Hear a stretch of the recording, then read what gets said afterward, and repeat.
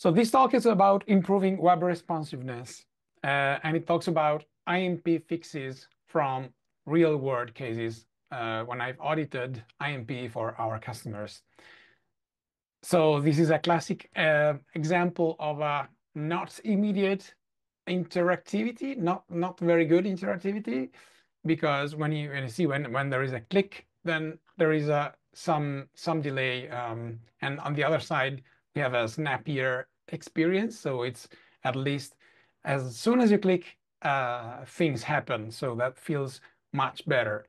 And so in this talk, I'm talking about common causes of poor reactivity, mistakes I've been finding and I keep finding in all of the websites that I audit, and how to avoid those mistakes. This is me. This is the one time that I wear a shirt, except my wedding, and I do front end for yeah 25 years, I'm afraid. Mostly spent in e-commerce, 10 years, and now I'm a web performance geek. And I started to be a web performance geek at this Google Hackathon in London. It was 2021 or maybe 2019. Yeah, 2019. And we were called to do to transform our websites in PWAs, and that's me presenting Behold People PWA with my team. I currently work at SpeedKit, which is a tool to make your website load instantly. We do preloading and pre-rendering using also speculation rules with AI click prediction. We do dynamic caching acceleration of personalized content, zero infrastructure changes for a website. Just install the service worker install script. And yeah, the plug and play integration is seamless. It takes days, not weeks. Yeah, now it's time to show your hands. You can use your real hands if your webcam is on, or you can use your virtual hand that it's down in the Zoom icons where there is a heart, and then you have the raise hand button. So that the question now is, how many of you have already boosted INP or not? Never tried to? Raise your hands. Even. Okay. Yeah, Kristen. Okay, perfect. Then tried but didn't succeed. I don't see. Yeah, I see one hand. Okay. And two. And yeah, boosted it. David Ross. Stella. Yay. Now that's my audience. Oh, another hand from Ethan. Okay. So yeah, the identified common mistakes that I keep finding are sending analytics beacons synchronously, inducing style recalculation, and executing too much UI-related JavaScript at once. And this is by far the most popular, let's say, because I keep finding it in every website. Today I was kind of surprised that I was auditing a website and I didn't find this issue. So that's the most common. And yeah, for example, let's take this fake website. I'm keeping the just the boxes, but this was a real website, okay, that I audited. They sell e-commerce, and so they are e-commerce. So they sell stuff. This is a T-shirt, for example, and it's available in multiple colors and multiple sizes. And if I go and click on the another size, like the XS, it takes 1100 milliseconds, so 1.1 seconds, to just do, okay, add the border to the XS selector. Why it was taking so long? So I looked into it, and the pointer event took really 1100 milliseconds, and inside that there was a lot of tags and pushes to the whatever analytics or tags that was tracking interactions. And you can see that L function repeated 3 times, or should I call it that what the L function, because it's repeated 3 times and it takes like 500 milliseconds every time. So that's probably what was like in that L function for us. Select size handler, and that does 2 things. One is selecting the size, and 2 is pushing things to tag managers. And the way we can improve it is just transform this into an async function and putting in a wait yield to main between the select size and the push to tag manager instruction. Because if you don't do that, if you just leave it like that, that's a single task being executed in the browser. Instead, if you do that, it's broken down into multiple tasks. So the yield to main function is just a simple return scheduler.yield. This will work in Chrome, but only in Chrome. And if you want it to work on every browser, you have to feature detect it using the some JavaScript, that JavaScript code that checks if scheduler is in window and yield is in scheduler. And then if it's not there, you can return a promise that resolves after 0 milliseconds with a set timeout. That generates an asynchronous task that's been executed, and when that's executed, the and the control returns to the main thread, then the push tag manager function is executed. So the result of that is when I what I do usually is to, before sending the proposal, the recommendation to our customers, just test it using local overrides. And after doing that with a local override, what happened is that now the pointer interaction takes only 100 milliseconds, and everything else happens after that, and it's not blocking. So good. So always yield to the main thread before calling tracking functions or any other long-running function that you have in the code. But Andrea, the laggy code is secretly hidden in the depth of Google Tag Manager, some other perf geek in the audience might say. But there's still hope for you and for your website, my fellow performance geek, that's me, because long interactions for a GTM code, how to solve them is to audit the GTM code and check if it's really needed. I've been working in e-commerce. I mean, I worked in e-commerce for 10 years, and I know that GTM code is out of control, usually managed by different people in the company. And if you go there and look if it's really needed and ask around, what does this tag do? Who's responsible for analyzing the data that is sent? Usually you get, yeah, I don't know, this is there. I was there before I came. It was put there for someone else. I don't know if I delete it, what happens? That's one of the answers. Or maybe that code is collecting data only for the Russian market. So why keeping it in every market, right? So audit your GTM code and check if it's really needed. Remove your unused tag and update outdated tags, because they might have released the new version which is not blocking the main thread. And make sure you follow all the best practices that are linked in the articles, the article tag best practices, which is written by Barry Polar and Katie Hempinius, if I pronounce the name correctly. So this is the thing that you have to do. After this talk, if you have to remember one thing is, when I get back to work, I'll have to check how my website handles event tracking calls to analytics platforms. And to cover all the two most used languages in the world, I will say also, cuando vuelva al trabajo, tendré que comprobar cómo mi sitio web gestiona las llamadas de seguimiento de eventos a las plataformas de análisis. I see Estela smiling, so I pronounced it almost correctly. Inducing star recalculation is the second thing. So this is another website. You can see it's a landing page, there is a product, there is some text, and then there is a install our app. It's the best. Let's go. Banner on top.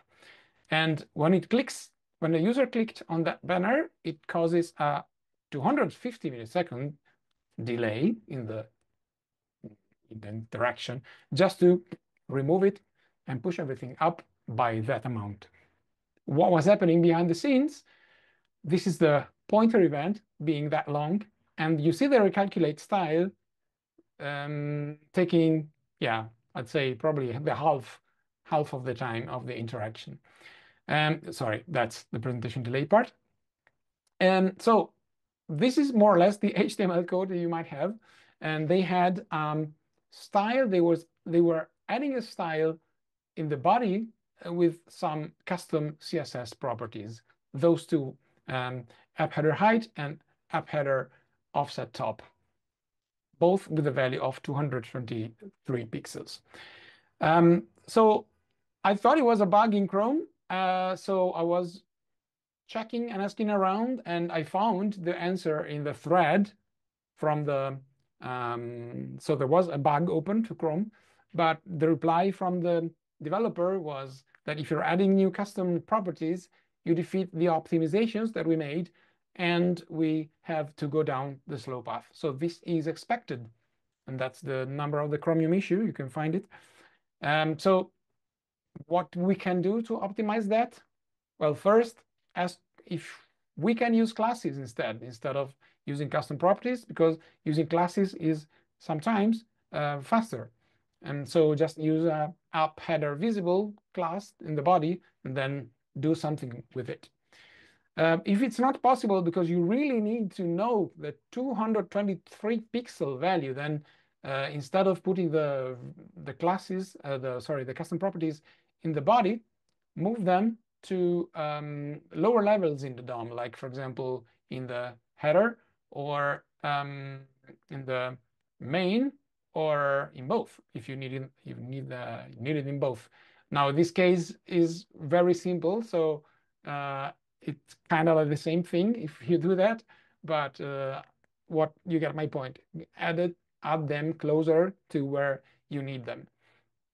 Another thing that you can do is to avoid inheritance. If you really need the properties to be in the body because they are used by the body element in itself, but they are not used by the downstream, the elements down in the DOM tree, then you can use a CSS register property, register the property with a name, and say this is a length, and I don't want it to inherit to the down to the DOM tree, and the initial value will be 223 pixel.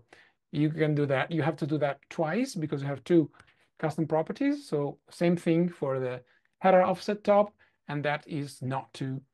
So the custom property is valid and it's existing only on the body tag in that case. The third thing, I think we, as developers, don't ask this question ourselves enough. We want maybe to optimize things, but we should check first if they are really used, right? Because after I did all the analysis and thought about all the possible optimizations, I realized that that was not used at all. So I just removed it and everything worked. So the pointer event now is 100 milliseconds and 10 milliseconds. And the presentation delay is very, very small, and it's included inside of the interaction. So yeah, I really checked every corner cases, and that was not used. So I don't know why or who put the custom property there. So set custom properties close to where you need them, if you need them, and disable their inheritance if not required. The third thing is executing too much UI-related JavaScript at once. This is the landing page of the website I was auditing when it was loading, and after 2 seconds, this long, it became like that. So just initializing sliders, right? And this was the analysis in the flame chart. You can see 7 times during animation frames there was a init slick, TFN slick, that you might recognize as the initialization call of jQuery plugin called slick slider. So I have to take this Jake Archibald's talk here to explain why it's a bad idea to use request animation frames to do that kind of work. So this is the in Jake's video. There is this circle, and the square is like the cursor, and there is the cursor going round, and that represents the event loop. And on the left, there is the task queue. So when some tasks are added to the queue, the switch will open, and the square will go left and execute the tasks one after another until it's done, and then it goes back to the boredom loop in the middle. But when there is something to render, there is also this other path of the event loop, which is the rendering path. And when there is something to render, which is usually if you have a 60 Hz display 60 times per second, it opens the switch and goes there to do the three things that are style, layout, and paint. But there is also request animation frame. So if you have a request animation frame callback, it's executed there before the style, layout, and paint. So this should be only really limited to animations. So if you have to change something that is related to the next frame being painted, then use it, the request animation frame. Otherwise, it's probably a bad idea to put code there, because that will the cursor goes there and it blocks until the request animation frame function callback is executed. So don't use a request animation frame for scheduling non-animation work. And also maybe 7 sliders. You've seen how it was the homepage, the landing page, right? It was only 2 sliders were visible, or 3 maybe at the same time. So maybe don't initialize all of them at the landing. I mean, it took 2 seconds. So one way to do it is to, okay, query all the sliders that you have in the page, have a function to initialize them, which should be asynchronous, and I show it to you in a second. Then create a new observer, which is, you can be done with a new intersection observer, and for each of the sliders in the page, observe them and call the slider, initialize slider function. So the initialize slider function contains this if, which checks if it was not initialized already using the CSS class. Then await yield to main to make sure that we are yielding the control to the main thread and we are not blocking anything. Then create a new slider. In this case, why don't use Swiper, which is a much faster option and doesn't rely on jQuery.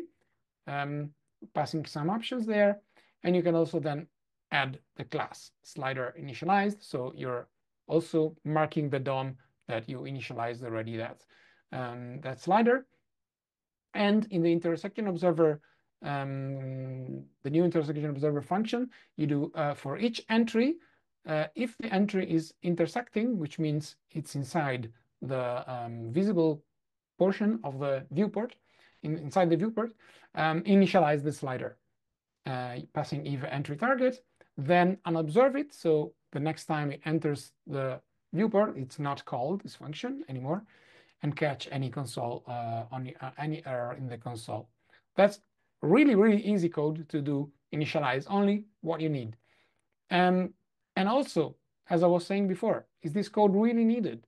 Do we really need JavaScript for our sliders? Well, if it's just a simple slider without any effect, any infinite loop, just to scroll things left and right, you can probably try scroll snap type, or wait until they release the next CSS module to do sliders and carousels natively. So run only the JavaScript code that it's currently needed and delay everything else. The conclusion of this is that, yeah, yield to the main thread before calling tracking functions. Things to remember. Using custom CSS properties, set them close to where you need them, and disable inheritance. Check if a request animation frame is used only for scheduling animation work, and delay all the JavaScript code that is not currently needed. That's it. If you have 1 minute to give me feedback on how it went, you can use that QR code with the smartphone. It really takes 1 minute. It's just 1 to 5, 1 to 5.